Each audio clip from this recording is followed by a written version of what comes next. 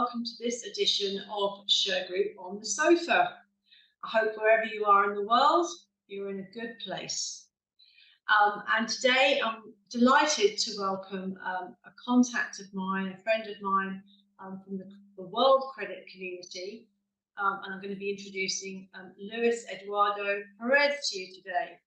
And you'll hear as our interview unfolds how Luis and I met and why we're working on a project at the moment. Before we get into that in-depth conversation, I'd just like to say hello to our #1 fan, Rossi Saunders. Ross, you're 40 on Saturday, and I send you all our good wishes from Team Shergroup. I think Luis wants to give you a little hello as well. Thank you very much, Claire, and thank you to all your staff and also all the people that is joining us through your very prestigious show. It is an honor for me to be here and send my regards to all the people that makes it possible. Thank you very much, Claire. You're welcome. So are you based in Mexico today, Luis? Yes, well, I live in a small town close to Mexico City. Yes. It is named Cuernavaca. I'm sorry, it's a Mexican name. It's not easy to pronounce maybe, but Cuernavaca is a weekend city for people who's living in Mexico City. So it is pretty close, but we have better weather here and less traffic as well. Oh, nice, nice. Well, it's great to be talking to you from your part of the world. We haven't had a guest from Mexico before. And of course, our community across the world knows of Mexico and how it is, moving forward with its credit industry and offshore, nearshoring for the United States. So I'm sure we'll talk about that. All right. So, well, you're a dyed-in-the-wool credit person. You've been involved in credit for a long time in the credit industry, Luis. Okay, my start, well, my father was a credit investigator many, many years ago. He was one of the pioneers in the credit investigation industry here in Mexico. On that time, he used to tell me stories about trying to visit a far community to start the credit investigations. Eventually, he has to use a horse. He used to ride a horse. And other times he used to cross a river in a small boat. And when he was working in the city, on that time we used to live in Mexico City, I used to accompany him to his work. So that is how I got related to the credit industry for the first time. I was a child, over six years old. So I remember that the first paragraphs that I read when I was starting to read was exactly information coming from public records. So he teach me to read by reading public records. About 10 years after that, I started my first job as an office boy in the same company. I was also a courier until I got my first job when I was over my 17 or 18 years old, also as a credit investigator. And later I became also a debt collector. Yes. Debt collector on that time where everybody was a door knocker. So my first job was both credit investigator and debt collector. So after that, when I was approximately 21 years old, I took a decision that changed my life. I decided to start and open a credit reporting agency when I was 21, so I was very young. I was very ignorant in many senses because this was the 1994 year that in Mexico was one of the most significant crises in our financial crisis in our history. But at that time, I was really ignorant, so I had no idea. I didn't realize that it was very complicated moment. So I decided to go to the market on this time. Later, we include debt collection services. This company was called CIMEX, and together with my brother that joined me about a year after of when I founded, together with my brother, we had active this company for over 10 years. Then eventually we left the business and we moved into the training market as a result of the learning that we have during that process. Many clients used to ask, hey guys, how do you do the credit analysis? How do you do your debt collections? Come and teach my people. Then we start to run our business in training as a result of that experience. Great story. Great story. So starting at 6 years old and then ended up working with your brother and then moving into training from all you've learned. That's a terrific story. So how do you, I'm interested in this, how do you define the credit and collections industry? What does that mean to you from your vantage point? Okay, that's a good question. It's not easy to define the job that we do, but I think that the credit and collection industry is I remember a phrase that used to manage a good friend of me. Maybe I think that you know him, is Abe Walkenberg. He used to define the credit as the lubricant that greases the wheels of the global economy. Civilization as a whole, as we know it now, it could not be formed without the credit, a big leap towards its own development without the existence of the credit, because the credit allowed the democratization of the capital. It was a tool that had on the beginning many purposes. For example, the credit allowed Christopher Columbus to cross the ocean, and also it allowed the great imperial developments and also the later libertarian movements. So the credit has allowed the large or small undertakings. You know, all the entrepreneurs has the necessity of confidence of people that owns the capital to make real their dreams. No? So I think that this have shaped our world. And also the main characteristic of the credit industry is that it has to be collected.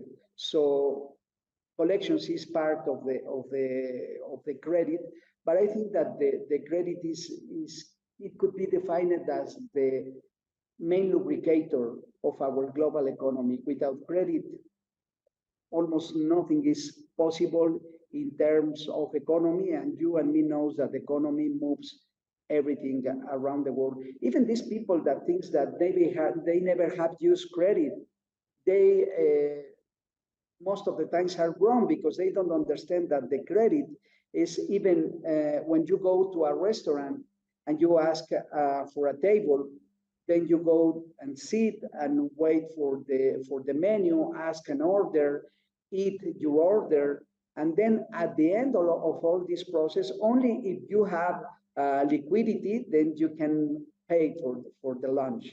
Yeah. So this is credit as well, because you know the credit is the exchange of some goods for the possibility to be paid. So when you go into a restaurant, they don't know if you have the possibility to pay until you do it. So basically, everybody uses credit at some point on his life. Yes, yes. Well, there must be some countries where it's not seen perhaps as sophisticated. Although I think the world is all catching up, and many of us are working on the same sort of platforms. And geography is really just it's all being diluted into a global system of credit. I completely agree with you. And in that regard, of course, you are the founder. I don't know if you see yourself as the founder, but you're the visionary for the World Credit Congress. And of course, that's how you and I met.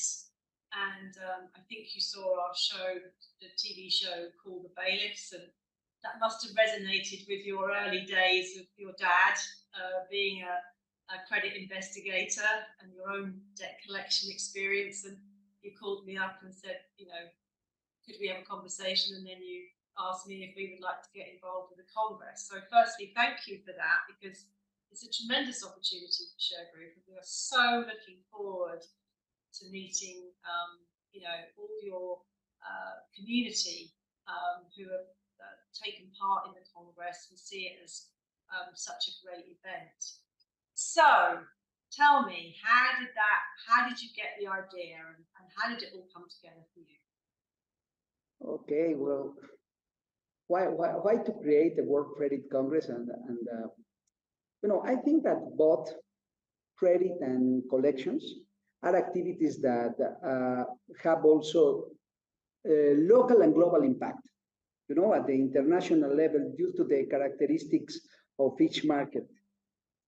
The challenges faced by each one provide different answers to solve common problems. So, everybody around the world face similar problems, but they find different ways to face these challenges that the granting credit or debt collections represents. So there's differences in terms of how to approach the challenges of granting the credit or recovering assets are a very important source of knowledge. However, a few years ago, I remember that where there were only limited spaces for networking on our industry, and the exchange of this knowledge among credit industry professionals. Hence, we had the initiative to create a space where experience and best practices related to the industry could be shared. Yes. So, because I remember that when I say that time, I'm talking to you about 2005, 2006. So it's not too much. It's not a lot of time. But I remember that many of the industry events around the world were mostly coming from associations that organized their conventions for their own members. So they discuss basically topics where they all agreed, Yeah. So when we think in the possibility to have a World Credit Congress, we consider that could be very interesting for European people to know and understand how credit managers in Africa are managed their challenges, or for African credit managers, how Latin American credit managers or debt collector managers are managing their challenges. So the claim of the Congress is the future is now. So we try to create a future for them where in this future they can share this information. So that's the idea that makes this origin. I created the first World Credit Congress in Mexico City because we already have a previous event. We are organizing credit and collection conferences since 2003. So in 2007, we created the first World Credit Congress. But before of that, 2 years earlier, I started to travel across all over the world by visiting all these events.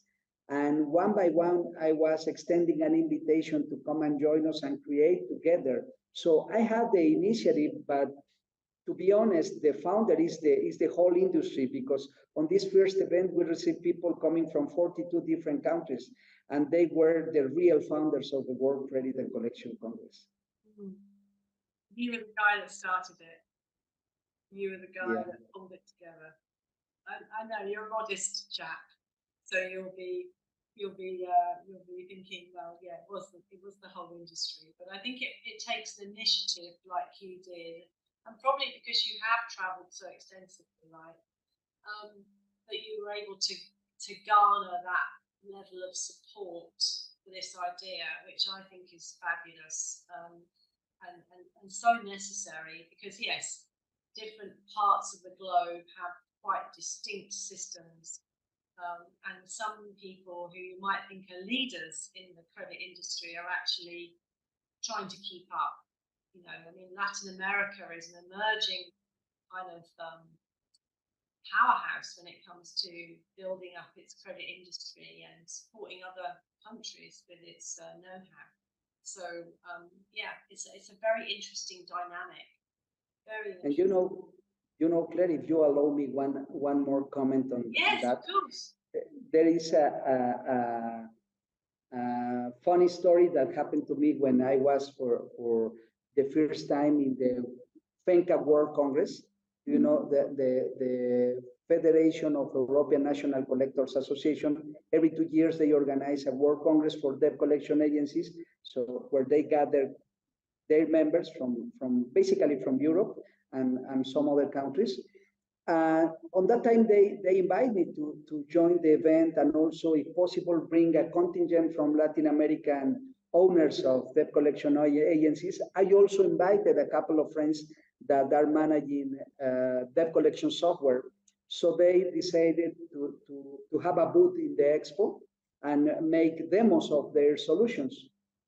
So when we were there, the debt collection owners of Europe came to the booth of these guys managing the software, and they were very surprised for the level of complexity of this software. And they say, I'm sorry, but we were thinking that in Latin America, as an emerging market, you were not able to develop easily this type of technology because it's very comprehensive and very sophisticated. And then one of these guys asked, how is that you did that? And why? What's the motivation to have this complexity in your software? And I remember that the owners of that collection software was one from Colombia and the other from Mexico. And the guy from Mexico responds, it's easy to respond this question. Just come and try to collect money in Mexico, and you will see that you need a tool like this to do so. Yeah, that's the reason why, Yeah. Yes, there are places on the planet where it is a challenge to collect money, and maybe Mexico is one of them. You have the inside track on that. I can't say, but I can understand the answer. And yes, out of what's the saying? Necessity is the mother of invention.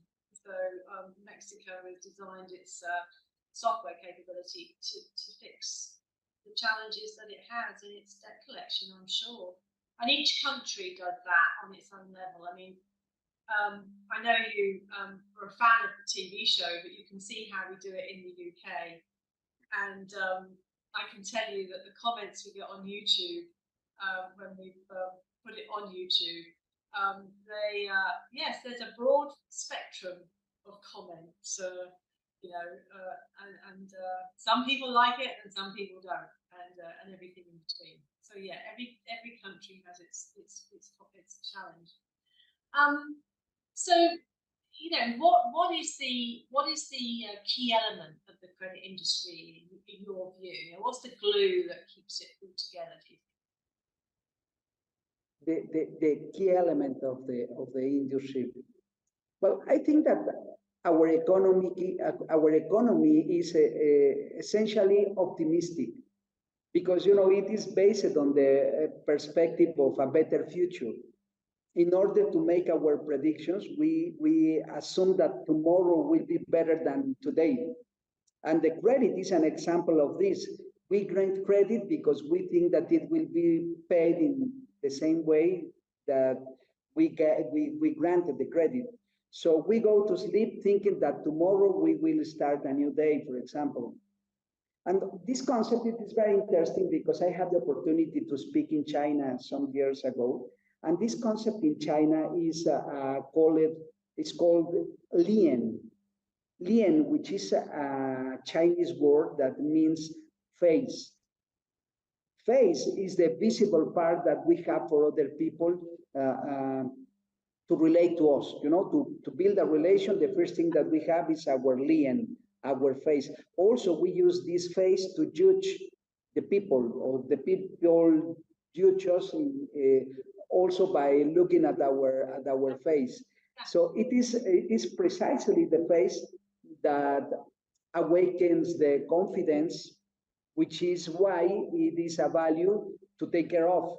So you need to take care of your confidence, your prestige with the others by taking care on your lien. So the lien, that is to say, the confidence in tomorrow is the main element of the credit.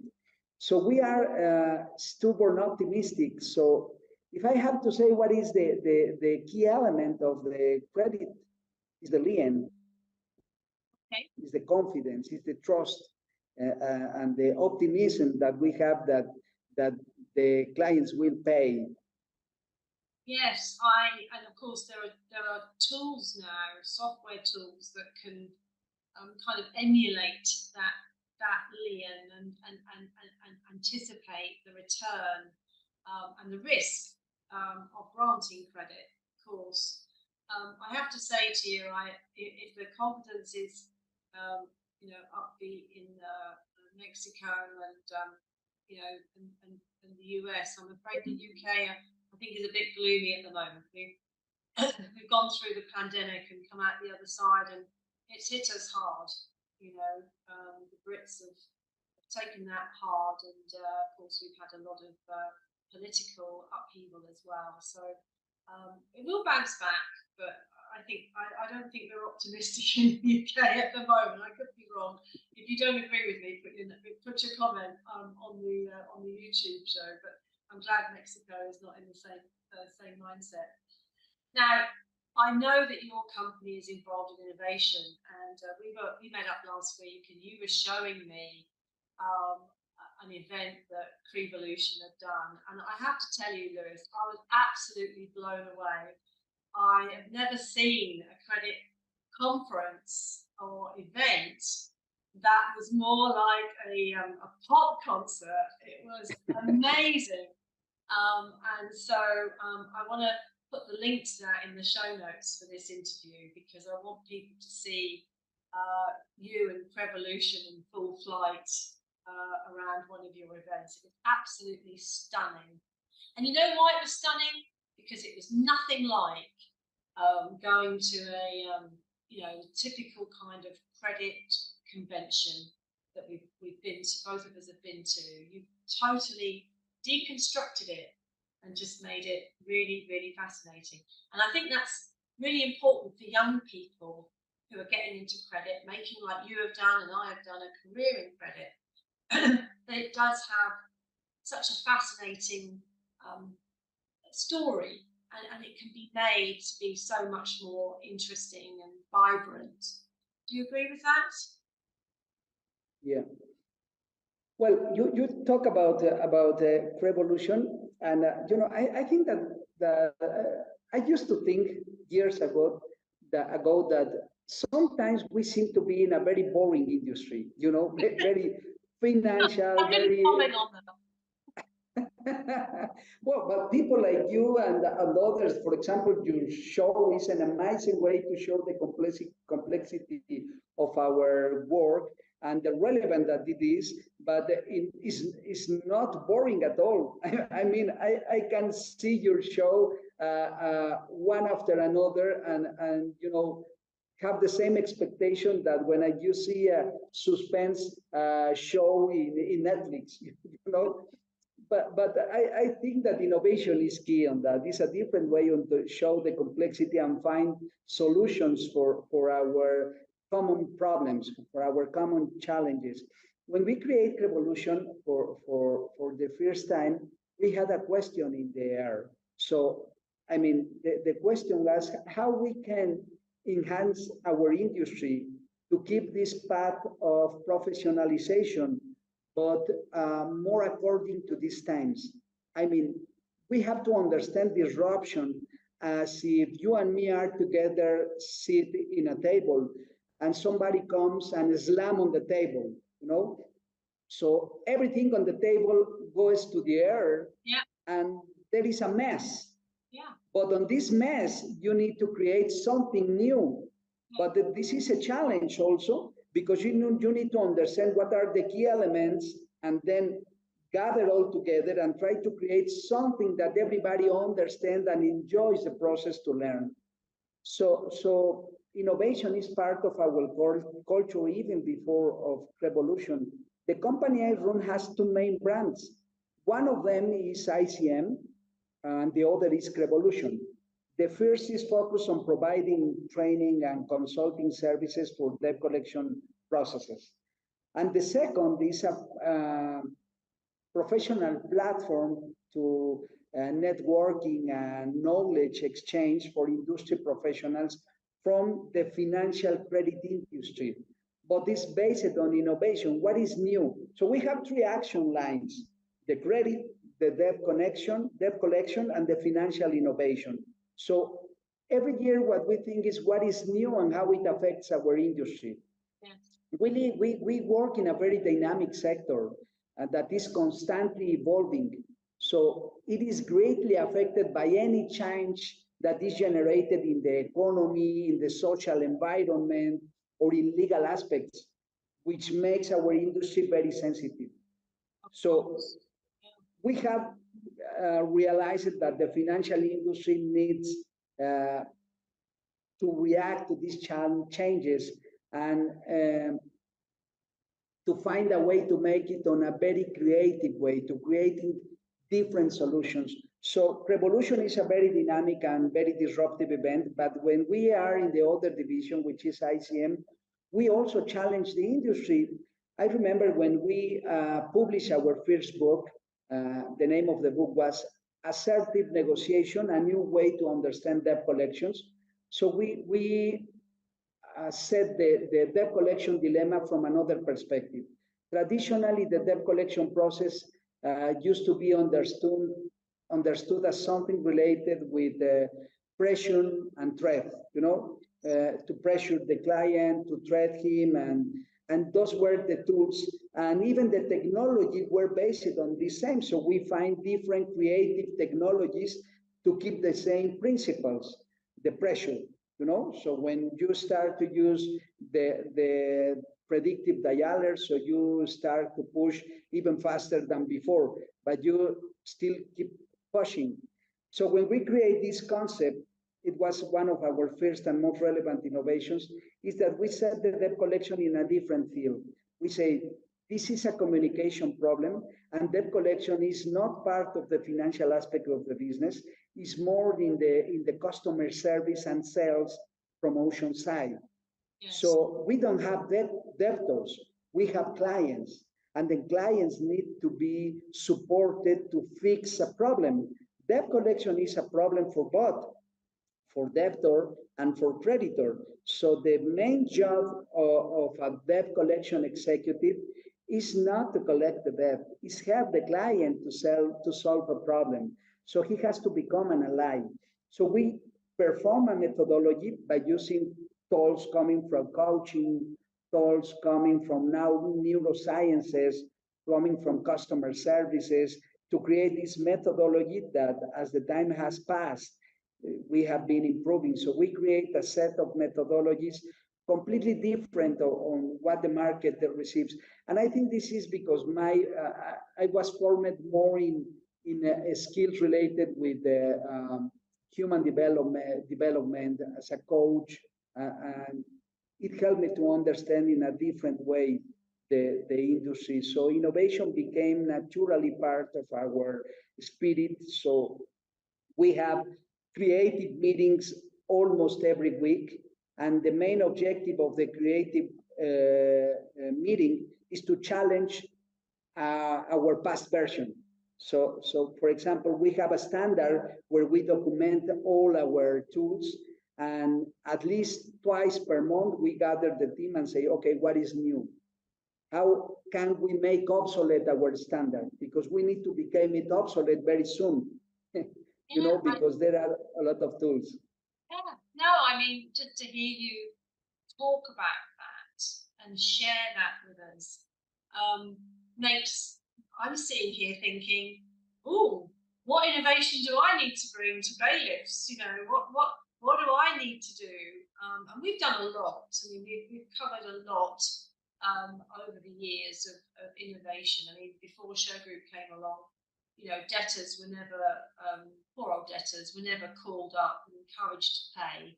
you know, they were just subjected to more visits, you know, which is really don't want to be visiting people in their homes and businesses if we can avoid it. So we try and, you know, bring ways to reach you more as debt collection as opposed to enforcement. And, you know, we're on that spectrum, but, you know, so we've introduced, you know, I think we were the first people to introduce credit card payments and debit card payments, you know, for debtors. You know, and so I get the whole push for innovation. But I did think what I saw with Crevolution was another level. I don't know whether, you know, I thought that was fantastic, and I hope that we can get the spirit of that and your experience into the World Credit Congress in Orlando in October 2024. I know you're part of the steering committee, but I think you've got such a unique take on, and maybe it's because you are in Mexico and, you know, you've got some autonomy down there around how you do this, but it's very innovative. You know, and I'm just speaking as somebody that's, you know, worked in America, worked in the UK, looked at Europe, and I just love the vibe. So I think it's good, and that'll be good for, you know, credit managers and credit professionals to come and see some of that. So I know you're going to be at the event and be part of the event, but if you can somehow weave that into the program, it would be fantastic. Okay, so we've established in this interview that you're a dyed-in-the-wool credit person, but you're an innovator. Now, you're also a life coach. Is that right? You're coaching people. How does that role as a life coach, mentor, how does that link back to your actual job? Well, I'm a life coach, but I also an advisor in corporate governance. I believe that these activities, especially the first one, the life coaching processes, are generally linked to any human activity, but particularly in our industry, this links to the specific needs that the human being has to communicate with others, you know. So we have a lot of conversations in our industry for different purposes. So we have conversation, for example, when we speak to a debtor, when we have a request for a loan for a new client, you know.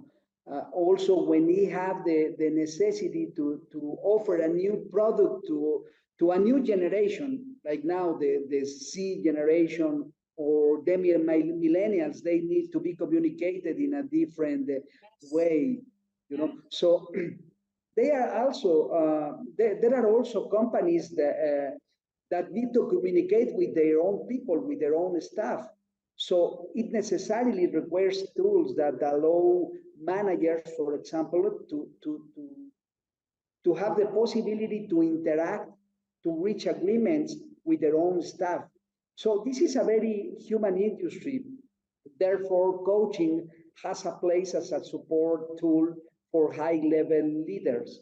You know, many of my clients ask me for processes to join their C-level directors in order to develop skills that may help them to manage the complexity, to manage the teams, to motivate the group.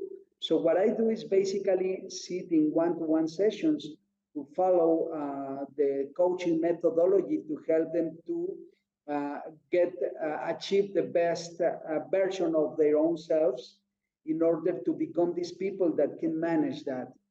On the other hand, this industry is made up of many companies that offer credit granting services, that are providers for credit grantors, debt collection owners. So the ecosystem also has a very important business culture, you know. Within this approach to business culture, talk about corporate governance, when at least in Latin American markets, this is still a challenge, you know, because many companies are reluctant to adopt the corporate governance tools. So what I found here is a blue ocean of possibilities. So I have interaction with some companies, helping them to develop and to build their corporate governance. I'm also independent member of the board of many companies, for example, credit insurance companies, debt collection companies, financial entities, because they all need to restructure and generate or improve their organizational culture by creating confidence to their stakeholders. And the main tool to do so is the corporate governance. So for both new professions that I have, there is a very fertile field in our industry, because I always used to say that the credit industry is the best industry to be whatever you want to be. You can be a good actor, you can be a good accountant, you can be a good seller, you can be also a life coach, and also to work in corporate governance. Yeah, no, absolutely, absolutely. And corporate governance is where you can feed in those new ideas and really, you know, corporate governance is a tool. It's not, you know, it shouldn't be something that hems you into the point where you just become, you know, stagnant. It's something that needs to flex and be developed into a working environment. That's the way I've always looked at the law. It's the way I always look at corporate governance. It's not there to hem you in. It's there to guide you and make it work, and obviously stay within the, you know, within the framework of the governance, but be innovative all the time. And you are obviously a great example of somebody that does that and makes corporate governance be flexible and innovative. But it's a challenge also, Claire. For example, when a company, a family business, for example, that is founded by the head of the family, uh, many of these companies has the opportunity to grow. But there is a point when they have to need what is the next step, because if they find a good product that has a good space in the industry, not always the founders are the appropriate people to take this company to the next level. So this is the point where corporate governance makes sense, but the main challenge is the founder and the original creators of the business be able to understand that all the elements that took this to the present will not take them to the future. So they need to resign to the control of the company, you know, to the decisions. This is a challenge in many levels, even for the ego, even for the self-confidence. So this is a very interesting. You should make a program on that, something like the Succession TV show, but for debt collection industry. I'll talk to my favorite producer, Andrew, and see if he can get Paramount Plus interested. Well, again, I mean, and Succession I love that TV show, and it's a very good example of how unless you can future-proof your business and develop your business, you will be stuck with, you know, really somebody that's passed their sell-by date in the nicest possible way at the top of the tree, and everybody else is scrabbling for power, and it's not a healthy environment. It certainly wasn't on that TV show. It wasn't a healthy environment. Great TV though. So what do you think? I mean, you know, we've talked a lot about innovation and moving industry forward and kind of building an understanding of what is happening globally in credit. What do you think is the future of the credit industry from your perspective? Okay, as we say in the World Credit Congress, the future is now. Yeah. There are many changes that are taking place as a result of this impressive advance in the development of technology that we have presently as a result of the pandemic. And there are several tools that affect our industry. Of course, there is the issue of the artificial intelligence, the IoT, the Internet of Things, or the development of natural language based in voice bots systems, for example. Yeah. So the future seems very challenging, but also at the same time, I think that it is very promising, because behind of the use of this technology, there is no doubt that there has to be a component of a strategy, you know. Uh, we need to develop better strategies. I think that the future is coming, and for now, we can only glimpse a very small part. But I think that it will focus on three major elements. Of course, one of them is technology. We can talk a lot about technology, but let's consider this for the moment only as one of the elements that will be active in our near future. We need to understand and approach this technology. The other has to do with the strategy. I mean, perfecting ourselves in terms of how we are going to take advantage of and combine all these new resources that the technology will provide us to achieve better results. And the third element, I think that there is no doubt that is even the most relevant, and is the development of skills for the growth of our people. I mean, seeking their happiness and trying to help our staff to reach their level version. So we are now understanding that the job is not only a job, it's the life itself.